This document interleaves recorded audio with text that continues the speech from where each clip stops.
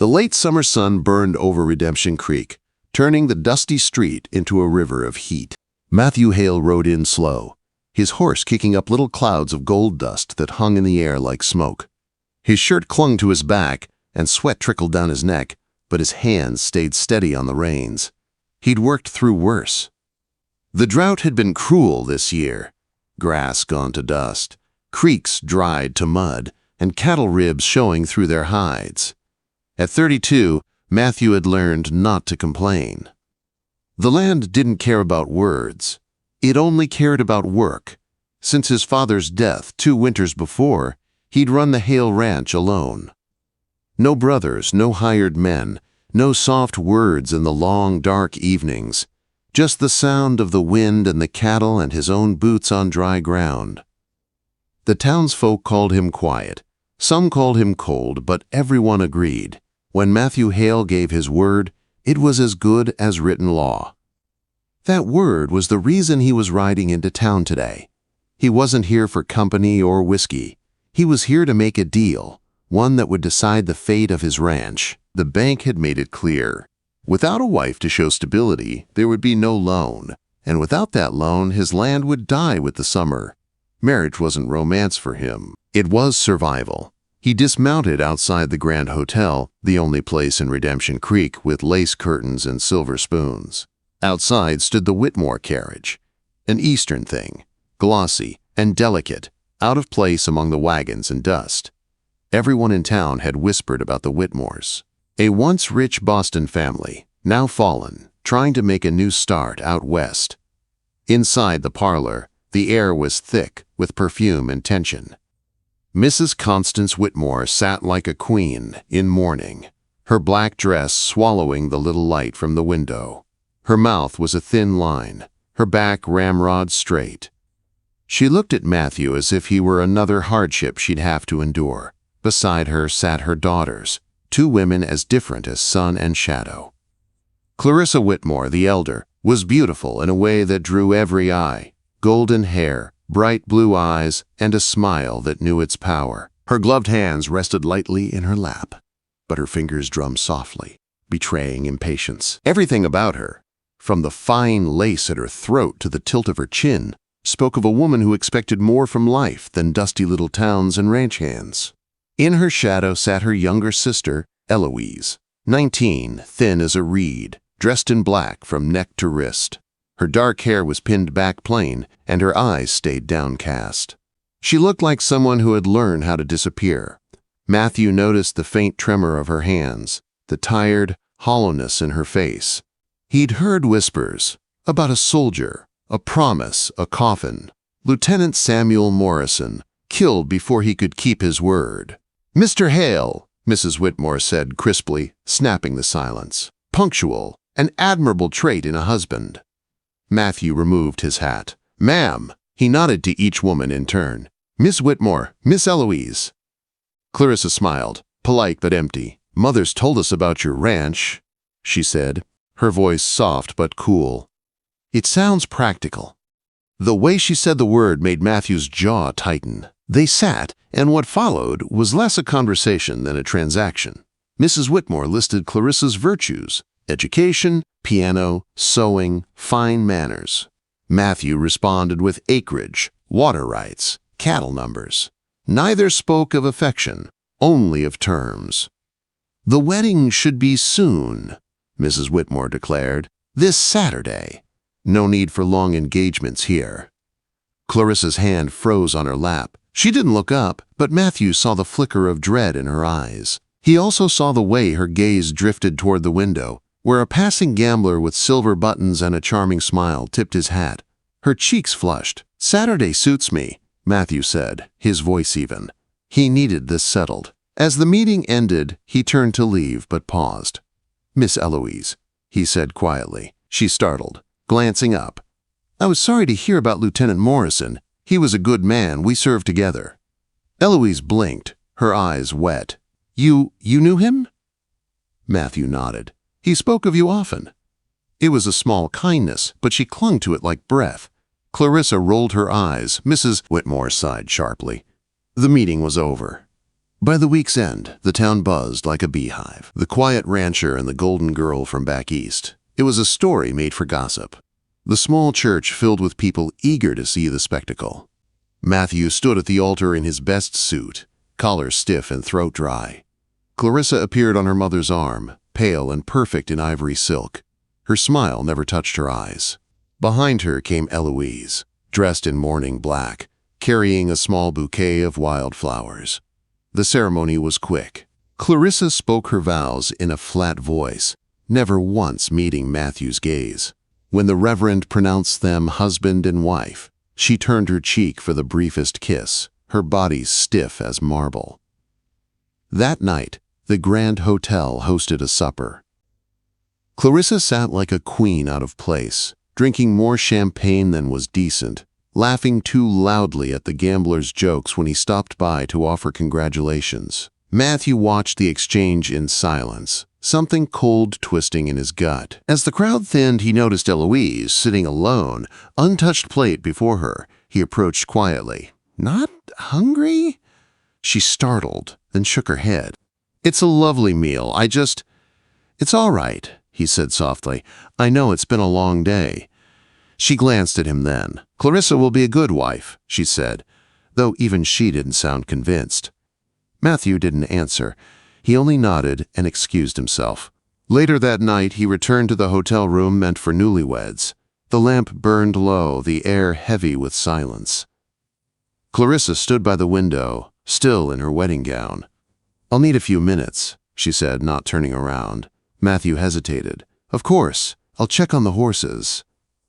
He gave her time, too much time. When he returned, the room was empty. The window stood open, curtains fluttering like ghostly hands. On the bed lay her dress and a note scrawled in haste. "I cannot do this. Do not follow me." Matthew's blood went cold. His bride was gone, run off into the night with the gambler. For a long moment he stood there, fury and humiliation crashing through him like a storm. Then he turned and strode down the hallway, boots pounding on the floorboards. He stopped before Mrs. Whitmore's door and knocked hard enough to rattle it. The door opened. Mrs. Whitmore stood there in her dressing gown, Eloise behind her, eyes wide. "She's gone," Matthew said, his voice low and dangerous. "Your daughter ran from our wedding bed." Mrs. Whitmore paled. "What do you mean, gone?" "Gone," Matthew repeated, "out the window, with the gambler." The silence that followed was heavy and sharp. Then Matthew's eyes moved to Eloise. Young, trembling, standing in the doorway in her nightgown, hair loose around her shoulders, and something inside him snapped. "The town saw me marry a Whitmore today," he said slowly, "and by God, I'll have a Whitmore wife before dawn." Mrs. Whitmore's mouth fell open. Eloise froze. You can't mean," she whispered. But Matthew's jaw was set like stone. "Get your sister's dress," he said. "We're going to the Reverend." Quote. And before the night was over, Eloise Whitmore, still in mourning black hours before, found herself wearing her sister's wedding gown, married to the man her sister had fled. She wept through her vows. Matthew's hands shook as he placed the ring on her finger. When told to kiss the bride, he only touched his lips to her forehead. Outside, the wind howled through the empty streets of Redemption Creek. Inside, two strangers stood side by side, bound not by love, but by anger, duty, and a desperate need to save what little they could from ruin. That night, Matthew took his new bride home, and neither of them spoke a word all the way to the ranch. The wagon wheels creaked through the quiet night, the moon throwing pale light over the wide prairie. Eloise sat stiffly beside Matthew, still wearing the heavy wedding gown that had once belonged to her sister. The silk shimmered faintly in the dark, out of place against the dust and emptiness around them. Her hands were folded tightly in her lap, fingers twisting together, her eyes staring straight ahead. She had not spoken a word since the hurried vows. Matthew held the reins in silence, jaw clenched, every muscle tight, with fury and shame. The night air was cool, but heat burned in his chest. He could still hear the whispers that would spread through town by morning. The rancher whose bride ran off with a gambler, the fool who forced her sister to take her place. Redemption Creek would feast on that scandal for months. The Hale Ranch rose out of the darkness like a ship stranded in dry land. 2 stories of weathered wood, built solid by his father's hands. No curtains in the windows, no flowers near the porch, just dust and fence lines stretching toward forever. He stopped the wagon and climbed down, then turned to help Eloise, but she shrank back, trying to gather the long skirts herself. Her foot caught in the hem. She stumbled. Instinctively, Matthew reached out, catching her around the waist. Her breath hitched, and she went still in his arms. For a brief second, they just stared at each other, his rough hands holding her, her dark eyes wide and wet with fear. Then she whispered, "Thank you," and he released her, as if she burned him. He led her inside, lighting a single lamp that filled the room with a soft golden glow. The house was neat, plain, and cold. A table, 2 chairs, a few tools neatly hung on the wall. It looked more like a soldier's quarters than a home. "The bedroom's upstairs," Matthew said quietly. "First door on the right. There's water in the basin if you want to wash. I'll sleep in the barn tonight." She hesitated, looking at him for the first time. "You don't have to." "I do." His tone was sharp, not unkind, but final. "You need rest. We'll talk in the morning." He grabbed a blanket and left before she could answer. Eloise stood alone in the silence, the faint scent of horses drifting in from outside. She unbuttoned the gown with trembling fingers, folded it carefully, and sat on the edge of the bed. The night was endless. When she finally closed her eyes, she dreamed of 2 weddings, the first full of whispers and champagne, the second full of tears. The next morning, gray light crept through the window. Eloise woke with a start, disoriented for a moment before memory hit. The vows, the ride, the strange house. She pressed her hands to her face, then forced herself up. She found a plain black dress in her trunk and dressed quickly. Downstairs, she found muddy boot prints on the floor, a pot of coffee on the stove, and a loaf of bread wrapped in cloth. Through the window, she saw Matthew already working in the pasture. Even from that distance, she could see the heaviness in his movements. Without thinking, she began cleaning. Washing dishes, sweeping floors, anything to keep her mind from spiraling. When the chores were done, she started preparing a simple stew from the few supplies she found in the pantry. It felt strange, moving through this empty house that now belonged to her as much as him. By midday, Matthew returned, his face sunburned, his shirt soaked with sweat. He paused at the door, surprised to find the house transformed. The air smelled of food instead of dust. The floor was swept. The silence felt softer somehow. "You didn't have to do that," he said, his voice careful. Eloise kept her eyes on the pot. "I know, but it needed doing." He sat down heavily, the chair creaking under his weight. "You cook like you've done this before." "My mother taught me before she died." He nodded once, reaching for the spoon she handed him. They ate in silence. The only sound was the clink of the spoons and the low whistle of wind through the walls. When the meal was done, Matthew pushed his bowl away. "Thank you," he said quietly. "It's been a long time since anyone cooked for me." Eloise looked up. "You're welcome, Matthew." The sound of his name on her lips made him freeze for a moment. Then he rose. "I'll be out with the herd till dark. There's a rifle behind the door if you need it." That evening, when he returned, the lamps were lit. She had mended one of his shirts and folded it neatly on the table. She looked up when he entered, hesitating like she wasn't sure if she should speak. "Would you like supper?" she asked softly. He nodded. "If it's no trouble." "It isn't." Quote. It became their rhythm, mornings in silence, days apart, quiet meals shared at night. Slowly the house began to change. Curtains appeared on the windows, wildflowers in a chipped jar on the table. The place started to look less like a fortress and more like a home. But the town's whispers carried even this far. When Matthew rode in for supplies, men smirked behind his back. Hale married the wrong sister. One laughed. Couldn't keep one bride, so he took another. Matthew's fist tightened, but he said nothing. He was done explaining himself to anyone. Weeks passed. The land stayed dry. Work grew harder. But so did they. One morning, Eloise found a mare limping near the fence. The cut on its leg was deep, and the animal shied from her touch. She fetched a pail of water and knelt in the dust, speaking softly. "Easy, girl.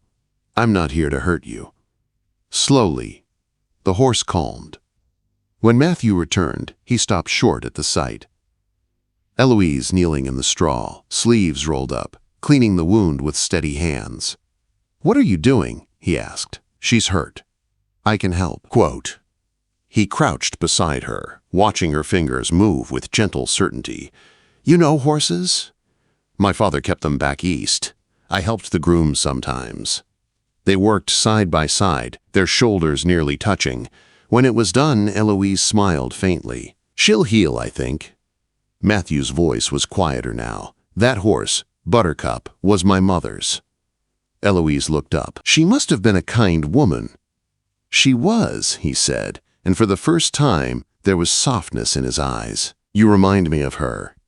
That night, as she sat mending by the fire, Matthew appeared at the door holding a small tin. "For your hands," he said gruffly. "You've been working hard. The lye soap'll tear your skin."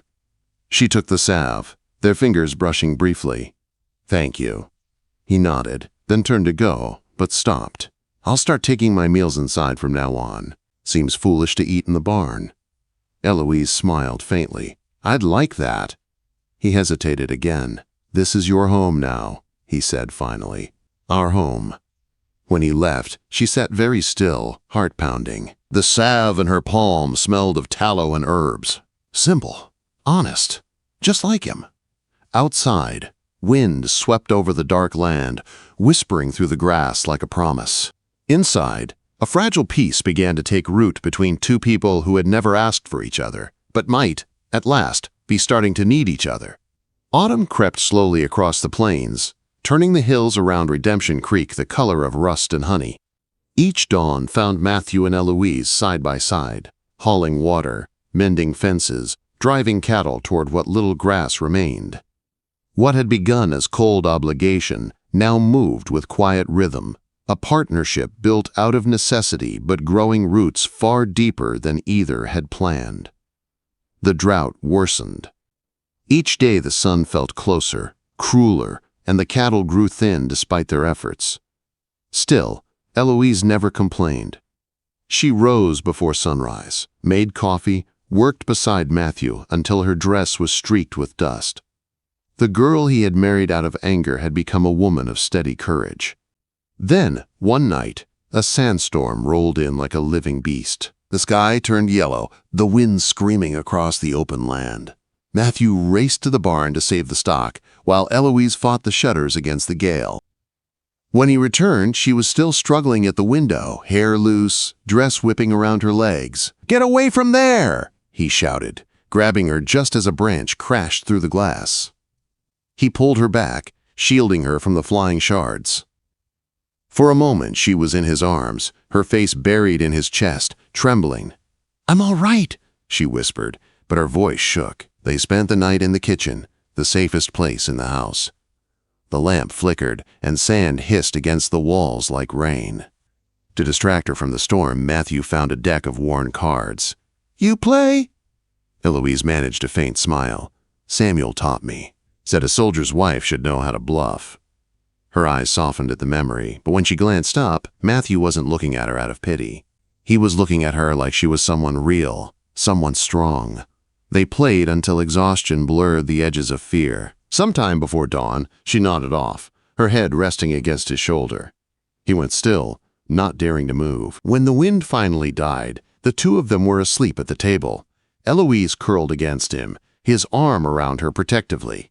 The next morning, the world was a ruin of sand. Fences lay twisted, tools scattered, and in the barn Buttercup lay struggling to stand, her leg badly broken. Eloise fell to her knees beside the mare. "Oh no, girl, please." Matthew knelt too, examining the damage. "She won't recover from this," he said quietly, reaching for his pistol. "No." Eloise caught his arm. "Please, give me a chance. I can splint it. I've seen it done." This isn't a story, Eloise. She's in pain. Then give me 1 week, please. Her voice cracked, but her eyes held steady. He hesitated, then lowered the gun. 1 week. That week changed them both. Eloise barely slept, tending to the mare day and night. She changed bandages, cooled fever with wet cloths, whispered soft words that somehow soothed both horse and man. Matthew watched quietly, bringing her food, fetching water. On the 6th day, Buttercup took a shaky step, then another. Eloise laughed through tears, stroking the horse's neck. "You did it, girl." "No," Matthew said softly behind her. "You did." She turned, meeting his eyes. For the first time, the anger in his had faded completely. "You saved her," he said, "and maybe you saved me too." That night, he brought her a small jar of salve again, this time for the cuts on her hands. When she reached to take it, his fingers brushed hers and didn't pull away. The silence between them was deep, not awkward anymore. "Thank you," she whispered. He nodded, eyes steady. "I should have thanked you long ago for staying." The drought broke that same week. Rain came hard and sudden, pounding the roof until it felt like the whole world was washing clean. Matthew and Eloise stood in the doorway, laughing like children as the dry earth drank at last. When he turned to her, rain dripping from his hair, she was smiling in a way he'd never seen before. He kissed her then, not as duty, not as apology, but as a man claiming the one thing that still made sense in a world gone wrong. The days that followed felt like new life. They worked together, talked over suppers, shared small laughter. Slowly, what had begun in anger turned into quiet, certain love. But the peace didn't last long. One morning, a letter came from Denver. The sheriff wrote that Clarissa had been arrested. Fraud, cheating at cards, false names, and she was asking for her husband. Eloise read the letter over Matthew's shoulder, her face pale. "You have to go," she whispered. "I don't owe her anything. She's still my sister." Matthew stared at her, then sighed. "I'll go, but I'm not bringing her back." He rode out the next morning, leaving Eloise watching from the porch, worry gnawing at her heart. When he returned 3 days later, dust-covered and hollow-eyed, she met him halfway across the yard. "She's gone east," he said flatly. "I paid her bail and gave her money. She tried to come between us again." Eloise swallowed hard. "And?" Quote, "And I told her I already had a wife, the only one I want." Her eyes filled with tears. "Matthew." He caught her face in his hands, his voice low and rough. "She called you weak, said I'd tire of you. She doesn't know a damn thing about you. You're stronger than any woman I've ever met." He kissed her then, and this time there was no hesitation. It was the kind of kiss that erased every cruel word, every shameful beginning. From that night on, they were no longer strangers bound by mistake. They were husband and wife in truth. But peace on the frontier never lasted. The gambler Clarissa had run off with had left debts behind, and the men he owed came looking for payment. One night, while Matthew was away checking fences, 3 riders came to the ranch. Eloise heard the horses and grabbed the rifle from behind the door. "Who's there?" "Easy now, Mrs. Hale," a voice drawled from the darkness. "We just came to settle accounts. Whatever you're owed, talk to my husband." "Oh, we will," the man said, "but you've got something worth more than money. This land." Quote, the sound of boots hit the porch. Eloise fired once, the bullet splintering wood near their feet. Next shot won't miss. They retreated, cursing into the night. When Matthew returned at dawn, she met him in the yard, still holding the rifle. He dismounted fast, eyes wide. "You all right?" "I am now," she said simply. He pulled her into his arms. "You're fearless. I learned from you." Weeks later, they stood before a newborn foal, Buttercup's first in years. The little thing was wobbly and golden, sunlight glinting off its coat. Eloise's hand slipped into Matthew's, and she smiled. "Maybe this is a sign," she said softly. Matthew looked at her, the woman he'd once forced to the altar, who had become the heart of his home. "It's more than that," he said. "It's proof that sometimes the wrong beginning can still lead to the right life." That spring, word came that Clarissa had died back east. Eloise wept quietly, and Matthew held her, saying nothing. When the sun rose the next morning, the ranch was alive with light and sound.